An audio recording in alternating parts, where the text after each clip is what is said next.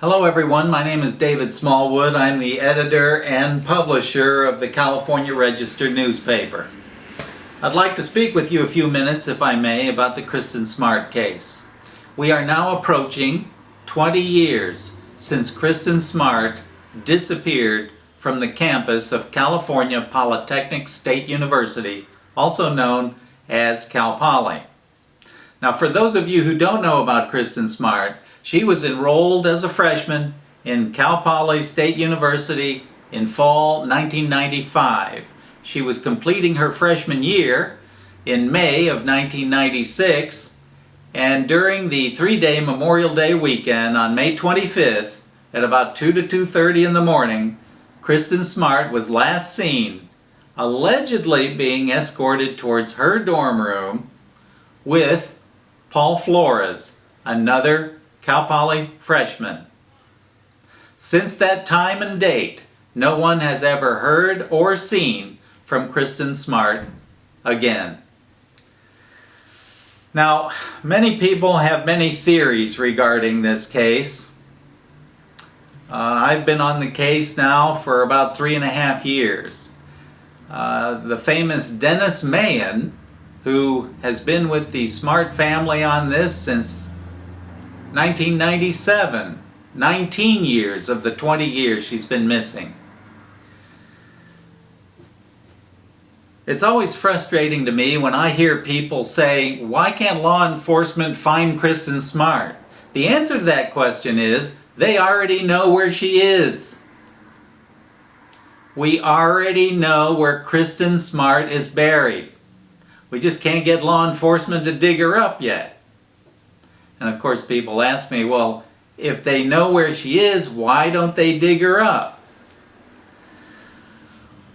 There are two aspects to this case. One is returning Kristin back to her parents for the closure that they need and deserve. The other aspect of the case is finding enough evidence to convict the people for her death and her disappearance.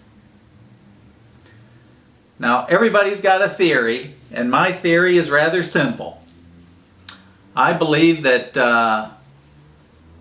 Paul Flores saw Kristin Smart as a target of opportunity at that party, and he was bound and determined to get laid that night. And he decided to take advantage of her condition, and I believe she was drugged. By whom is unclear, but I believe she was drugged. In those days, they had a very interesting thing that a lot of people don't know. There was a very popular date rape drug being sold at the campus bookstore. It was called ketamine. And it was used by the agricultural students, but anybody could buy it. You didn't have to even show your ID card. And ketamine, when orally ingested, would go into effect in about 10 minutes and last 2 hours. It was, in many respects, the perfect date rape drug. And by the way, on the street they called it Special K.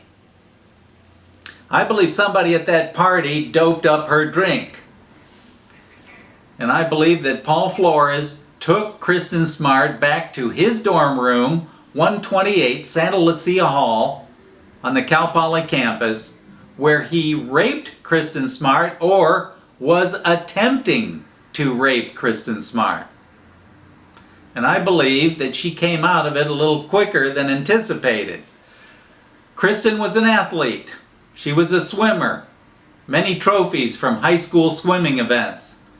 And I believe that she came out of it a little sooner than anticipated and realized what had been done or what was being done, and that probably brought on a pushing and shoving match, and she turned for the door after probably, and I'm guessing now, she probably threatened Paul Flores with some sort of legal sanction. A very frightened, no doubt, Paul Flores jumped her from behind and put her in a chokehold, and I'm guessing with his left arm. As she gasped for air, she attempted to pull his arm away from her throat and left scratches on his arm. She also was flailing, I'm guessing, and caught his eye with her elbow, giving him a black eye. A black eye that he lied about twice. Well, now he was, something we know from his past that when Paul got scared or frightened or angry, he didn't have a stop switch. He didn't know when to stop.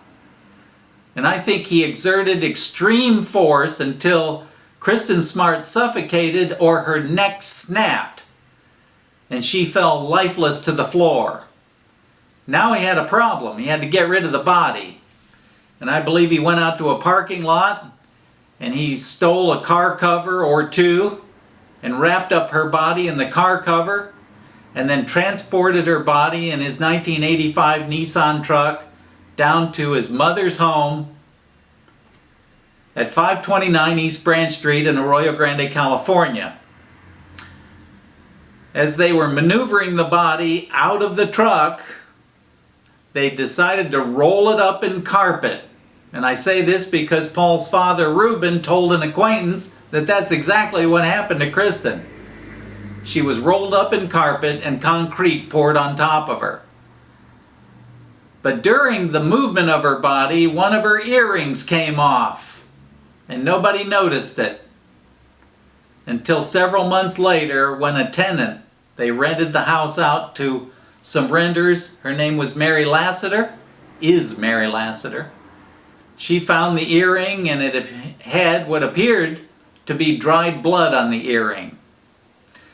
You see, I believe, and by the way, the police lost the earring. A lot of people around here know that, but you may not know it if you're from a different venue. They stonewalled the parents. The parents wanted to see the earring. Finally, they got in the car and drove down to San Luis Obispo. That's a 4-hour drive. And when they demanded to see the earring, that's when the sheriff's department finally admitted they lost the earring. No one was ever held accountable for that. Nobody was reprimanded or demoted, as far as anyone knows. That is most disturbing. So, ladies and gentlemen, I want to share some pictures with you. This first picture is a picture of 529 East Branch Street. Belongs to the Flores family. And up in the upper left-hand corner, you can see a small yellow rectangle. This is where I believe Kristin was buried and resides to this day. This next picture is the picture of the dog that found Kristin. This is Buster. More documented finds than any other cadaver dog that anyone knows of. Over 250 bodies. This next picture shows the paw prints, or the paw prints are indicative of where Buster alerted. All around that rear left corner. And this is the picture of the eyewitness that lived across the street. He saw Paul Flores digging a deep hole in the rear left corner. And later, when he realized that Paul Flores was a person of interest in the disappearance of Kristin Smart, he started to realize that he may have actually witnessed Paul Flores digging Kristin Smart's grave. But here are some other pictures. This is the first picture I saw of Kristin Smart that moved me to write several articles about the case. I believe it's her high school picture. This next picture is what we call the studio picture. It was incorporated into a full-page ad, and the Cal Poly college newspaper called the Mustang News initially agreed to run the ad, but once they read the ad, they immediately reversed their decision and refused to run the ad in the newspaper. Then the ad was taken over to the local daily newspaper, the San Luis Obispo Tribune, and once they read the ad, they rejected running the ad. Now, here's a picture that I like the most. This is a picture of Kristin when she was probably 8, 9, or 10 years old. It's a school picture. There's something sweet and beautiful about this picture, and I like it a lot. It's my favorite, and I've seen hundreds of pictures of Kristin Smart. People always ask, how can they help? How can we get involved? What can we do? Well, there's several things you can do. First thing you can do is visit KristinSmart.com regularly, because there's always new clues, new information. It's constantly being monitored and refreshed, even after 20 years. Another thing you can do to show solidarity is put a bumper sticker on your car. We still have bumper stickers left, and it's very simple. It just says, "Justice for Kristin." Justice for Kristin means bringing Kristin back home to her parents for the closure they deserve, and also holding the people responsible for her death and disappearance. Now, I'm not a big bumper sticker kind of a guy. I don't like bumper stickers on my car, but for this one I made an exception. I hope you will too. We want the community to come together and show solidarity and let the Smarts know that we support the effort to find their daughter.